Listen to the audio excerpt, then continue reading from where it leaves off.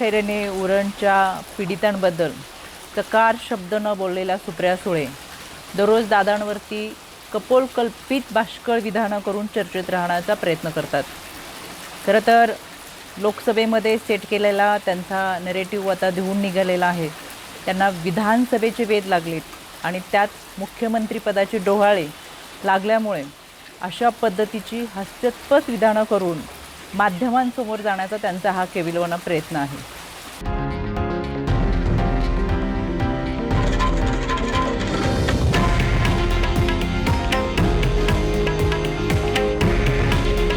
हे आहे देशातील नंबर 1 न्यूज नेटवर्क आणि आपण पाहत आहात TV9 मराठी। काळजी तुमची, हित महाराष्ट्राचं।